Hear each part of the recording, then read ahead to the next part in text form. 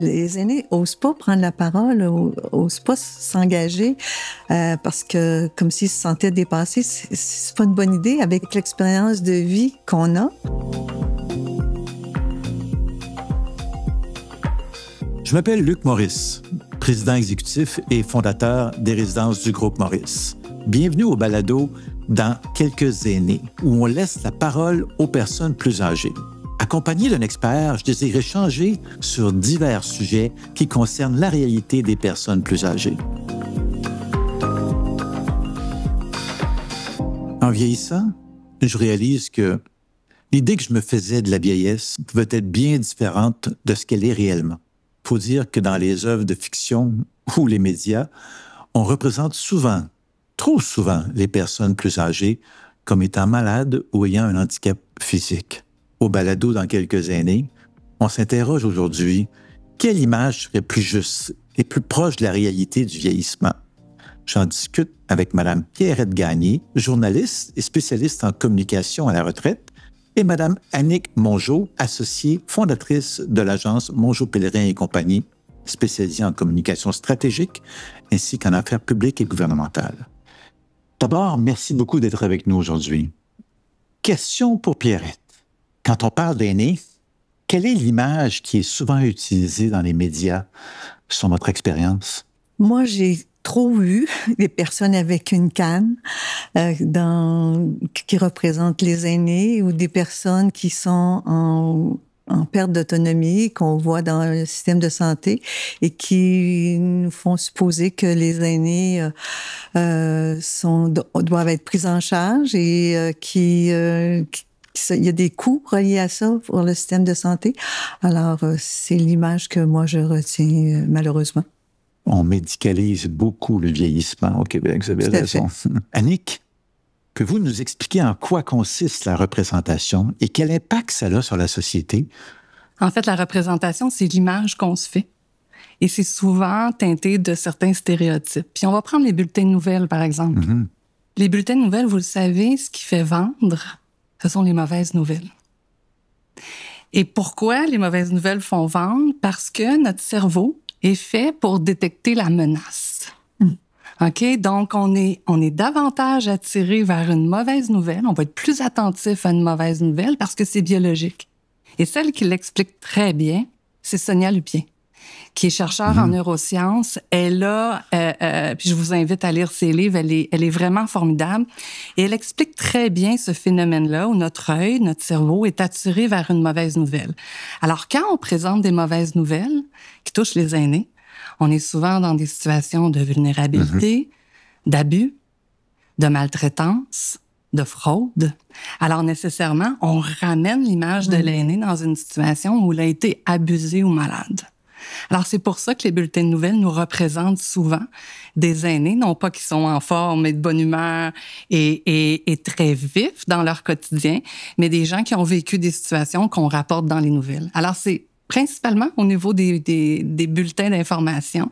C'est pour ça qu'on représente cet aîné-là. On se souvient de la main sur la couverture, un peu ridée. Vous parliez de la canne, c'est tellement vrai. Donc, quelqu'un qui a un peu de difficulté à se déplacer, c'est parce qu'on veut représenter la nouvelle qu'on met à l'écran. Oui, au grand découragement des fois de nous tous, parce oui, que c'est pas ça l'aîné. Hein, Pierrette, on parle d'image depuis tantôt.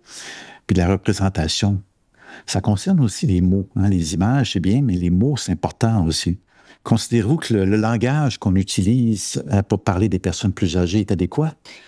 Absolument pas. Moi, vous parlez du mot vulnérable. Combien de fois on l'entend, surtout depuis la COVID, les aînés vulnérables, les 70 ans et plus vulnérables. Je trouve que c'est excessif comme expression, puis comme représentation des aînés. Il y a aussi aux antipodes le concept de l'âge d'or. C'est comme si les aînés étaient assis sur une richesse importante ou recevaient de l'État beaucoup d'argent via les fonds de retraite, etc. Alors, moi, j'aime pas ces expressions-là. J'aime pas non plus les centres d'hébergement de longue durée. On a l'impression d'un stationnement où on met les aînés en attendant que la fin de leur vie. C'est beaucoup d'expressions qui sont déprimantes et qui envoient une mauvaise image. Il y a une étude aux États-Unis qui a été faite où on a recensé à peu près dans 1100 banques d'images et on voyait seulement 5% de ces images-là où on voyait un aîné utiliser de la technologie. Pourtant, quand on regarde les tendances de consommation, d'ici 2030, aux États-Unis, c'est 84 milliards de dollars que les aînés vont investir en technologie. Alors, il y a complètement un écart très, très important entre ce qu'on met dans les banques d'images et le pouvoir d'achat. Et si on parle du pouvoir d'achat, l'autre élément que je trouve aberrant et que l'industrie tente de changer en ce moment, vous savez que les strates payantes, on va les appeler comme ça en publicité. Hein, vous avez été journaliste, vous savez où je m'en vais, on parle du 25-54. Hein, alors, on a des cibles publicitaires pour les personnes âgées 25-54. Mais qu'est-ce qui se passe? C'est quoi? En haut de 54 ans, les gens sont plus intéressants, ils ont plus de pouvoir d'achat? C'est complètement faux. Et de voir qu'on prend les 54+ comme étant un grand groupe homogène, alors qu'il y a autant d'écart générationnel entre le 18 puis le 54 que le 54 et plus, 90, quand on regarde cet écart-là. Et une raison pour ça, c'est que ça vient d'une vieille approche des années 60, où les publicitaires ont analysé ça et ils ont estimé que le 25-54 était le groupe le plus influençable. C'est celui qu'on était capable de faire changer d'opinion. Alors qu'en haut de 54 ans, les habitudes sont installées puis sont plus difficilement malléables. Et on les identifie comme étant moins curieux, ce qui est complètement faux. Alors, ça, on voit tranquillement l'industrie de la télévision et des médias de dire cette espèce d'image forgée, placé dans le temps, qui n'a pas bougé depuis les années 60, on doit être en mesure d'ouvrir ça et puis d'avoir une considération pour les groupes en haut de 54. Surtout que c'est des grands consommateurs de télévision et de quotidien. C'est les plus grands consommateurs. Exact. On parlait d'influence, Annick. Quelques secondes, vous disiez ça. Moi, toute la notion de liberté 55 qu'on annonçait à grand coup de publicité il y a 20, 30, 40 ans. Hein. Ça fait rêver tous les baby-boomers comme moi qui, à 50 ans, je vais pouvoir arrêter de travailler, être libre. Enfin, la vie. Hein. Et ça a été pour moi, sociétalement parlant, le plus grand désastre qu'on a pu. C'est de donner cette image-là, cette perception-là que à 50 ans, on arrête tout. Là. Comme si une société pouvait fonctionner, d'apprendre jusqu'à 25 ans, de contribuer à la collectivité jusqu'à 50, 55, puis après ça, être 35 ans off. Là, ça ne marche pas comme ça, la vie. Là. Il y a pas de, c'est un rêve pour moi qu'il n'y a pas de bon sens. Là. D'autant plus qu'on sait tous que bien des gens, c'est à 60 ou 65 ans qui sont bien plus performants, ont beaucoup plus d'expérience, beaucoup plus grand réseau, plus riches. Alors, ils peuvent aider la collectivité bien plus, nos petits-enfants, nos enfants, tout ça. Puis il y a plusieurs baby-boomers qui retournent sur le marché du travail parce qu'on manque de compétences. Oui, absolument. Ils sont bienvenus. Et s'il y avait des programmes gouvernementaux qui inciteraient encore davantage ça, on les accueillerait avec bras ouverts. Vous avez tout à fait raison, Pierrette. Tout à fait. On devrait dire liberté 80.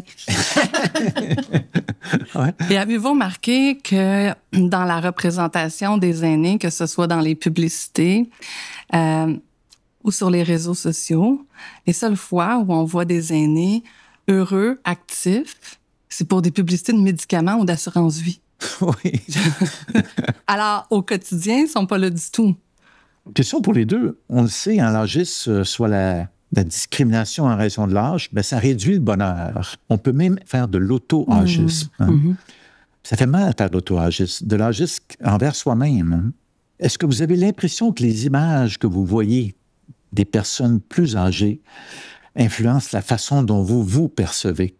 Moi, ça a longtemps influencé la façon dont je percevais les aînés, dont je me percevais en devenant aînée. Mais quand je me suis retrouvée dans une maison de retraite avec d'autres aînés, chaque personne est différente selon ses conditions de vie, selon ses conditions de santé, selon sa personnalité. J'ai découvert c'était quoi la vieillesse. Il y avait plusieurs visages à la vieillesse et ça m'a vraiment fait du bien, un grand bien. J'ai cessé d'avoir peur de vieillir, puis je trouve beaucoup de plaisir à vieillir parce qu'il y a plein de choses tantôt, je faisais une blague, je disais liberté 80.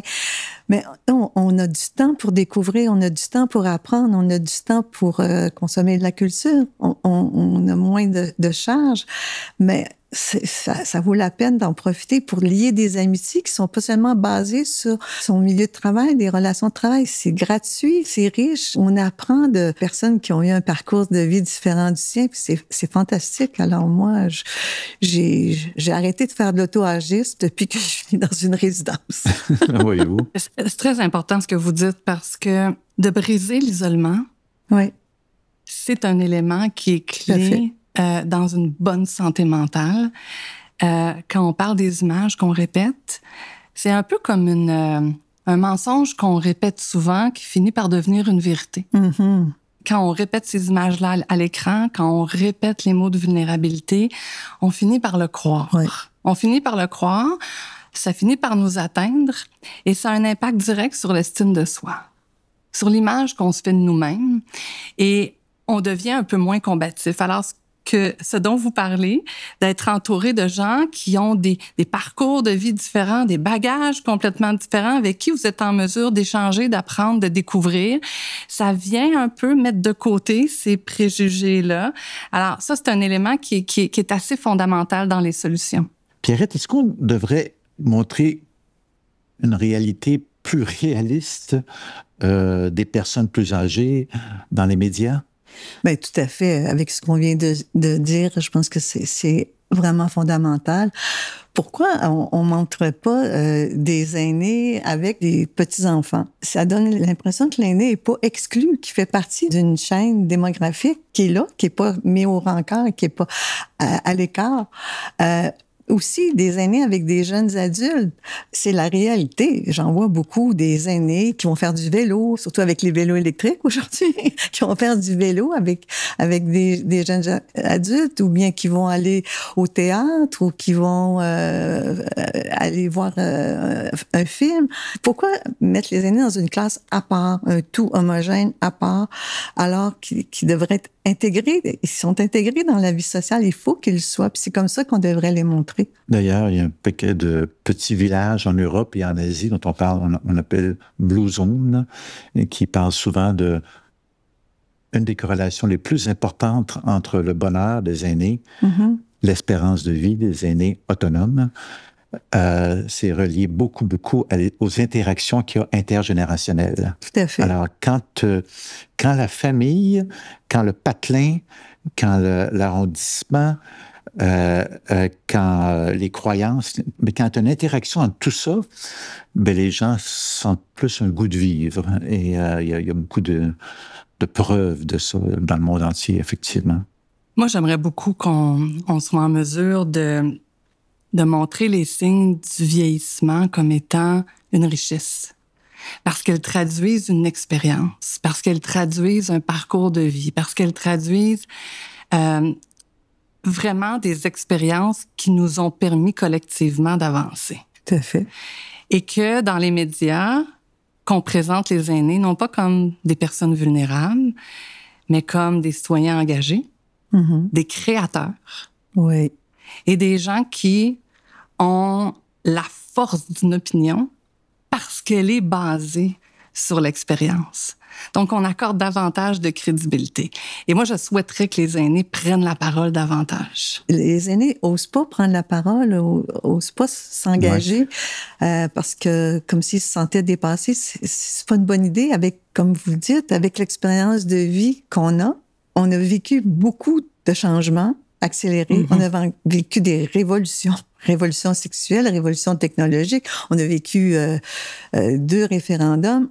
On pourrait être consulté sur la façon de faire les choses. Moi, j'appelle aussi les aînés à prendre leur place. Oui. Parce que c'est facile de dire on devrait être consulté, on devrait être là, mais il faut être là. Tant qu'on n'est pas malade, qui ont l'intelligence, les réseaux, le jugement et l'expérience pour faire un tas de choses bien plus qu'on le pense.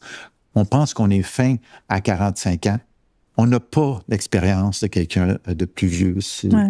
Alors, moi, je dis aux gens plus âgés, restez accrochés à la vie et vous devez de contribuer au mieux-être de la société. Moi, j'aimerais entendre les aînés. Là, je pense à mon père qui avait un problème technologique. Il y a 2 semaines, je suis sa spécialiste TI.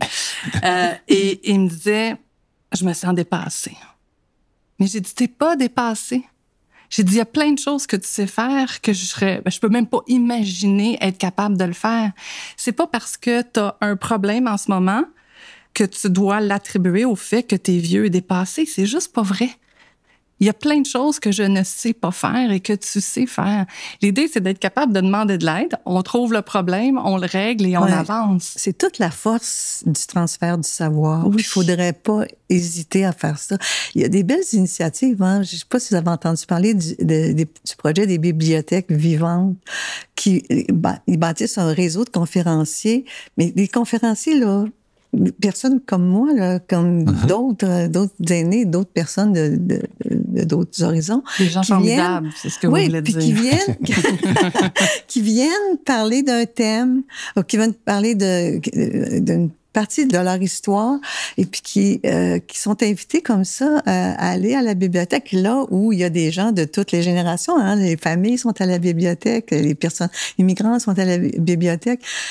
C'est intéressant, je trouve qu'un des concepts comme ça, vous dites aux aînés, prenez votre place, on a des initiatives qui permettraient de le faire. Il y a comme aussi l'Université Autrement, qu'ils vont dans les cafés, puis encore là, sur des thèmes, il y avait un thème dernièrement, justement, sur quoi faire face au vieillissement de la population, est-ce qu'il y a des solutions? On peut être là pour donner des idées. Moi, je trouve que... Puis il faudrait en créer d'autres occasions comme celle-là. Je suis sûre qu'on n'aurait pas besoin de réfléchir trop longtemps. Mettez un groupe d'aînés ensemble, ils vont peut-être en trouver des idées. Oui. Les aînés sont durs avec eux-mêmes, je trouve aussi. Parce que avec l'âge, dès qu'il y a un petit problème de mémoire, où on sent, où on sent qu'on n'est pas aussi sharp qu'on l'était, il y a un réflexe souvent de se diminuer. Mais ça, c'est tout à fait vrai. C'est tout à fait vrai. Bernard Pivot, qui a écrit un livre, j'ai oublié le titre, là, mais il disait que à la question « Comment ça va maintenant? » c'est une belle occasion pour les aînés de dérouler leur bulletin de santé.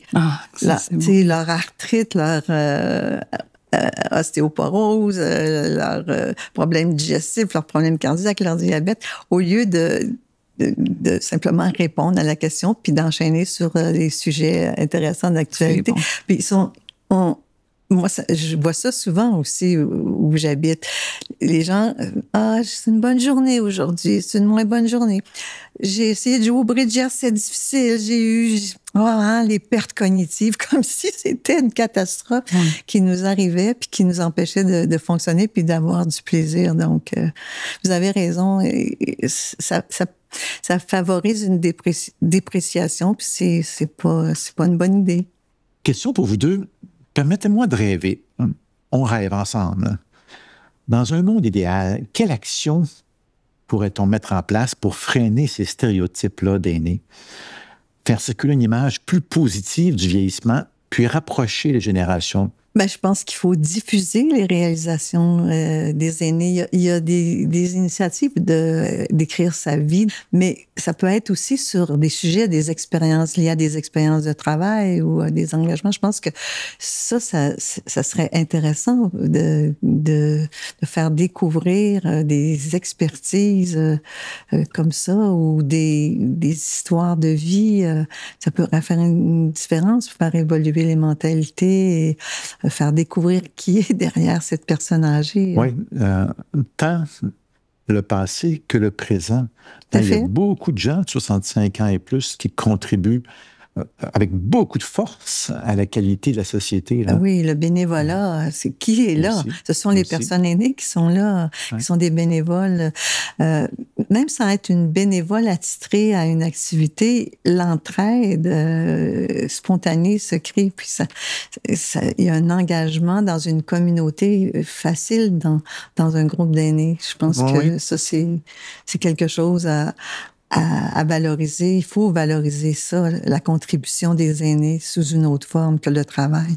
Mais il y a une nouvelle voie à la télévision qui est intéressante, les documentaires. Oui. Il y a une place pour les documentaires. Je pense que là, il y aurait une place. Se retrouver dans une maison de retraite avec d'autres aînés. Des tables rondes avec des aînés qui échangent... Des balados. Des balados, oui. Mais il y a une belle place pour que les aînés s'expriment. Plus les aînés vont prendre la parole. Oui. Plus les aînés vont faire le pas devant plutôt que le pas derrière. Plus ils vont être vocaux, plus on va les regarder et on va les considérer. Et dans tout ce qu'ils sont, mais surtout le fait qu'ils sont très hétérogènes. Alors, cette diversité-là que nous avons chez les personnes aînées, qu'elles aient 70, 80, 90, il faut juste s'ouvrir. Et moi, je souhaiterais que les aînés prennent leur place de plus en plus, qu'on n'attende pas une permission. Oui. Est-ce qu'il y a des choses, en terminant, que vous aimeriez ajouter? Je vais faire du pouce sur ce que vous avez dit un peu plus tôt. Je pense que les aînés ont un rôle à jouer dans le changement de mentalité et il faut qu'ils fassent des pas. Et il faut aussi qu'ils arrêtent de se définir par ce qu'ils ont fait, mais parce qu'ils sont, par leurs valeurs, qui tissent des relations aussi dans cet esprit-là. Je pense que c'est comme ça qu'on revient à l'essentiel. On le voit, hein? Plus on vieillit, plus la notion d'ami est importante. Oui. Hein? Pas parce qu'on le fait, quand on est plus jeune, on est dans l'action, on est que de l'action souvent, pas tout le temps, moi le premier, mais il faut être capable de faire ce pas-là. C'est important ce que vous dites, Pierrette. Annick? J'ai rien à ajouter, c'est tellement inspirant. Vous avez dit plusieurs choses importantes, de se retrouver, de ne pas être isolé, de prendre notre place, de partager, de se valoriser pour ce qu'on est, pas pour ce qu'on a fait dans le passé. Formidable. Merci. Et en terminant, Pierrette Gagné, Annick Mongeau, mille merci de votre présence aujourd'hui, d'avoir pris le temps de venir faire ça ici avec moi, de partager vos perceptions, vos informations, comment vous sentez le mieux vieillir. C'est riche pour beaucoup de monde. Alors, au nom de tous les gens qui m'ont écouté, on vous remercie chaleureusement. Merci beaucoup de votre accueil. Avec plaisir.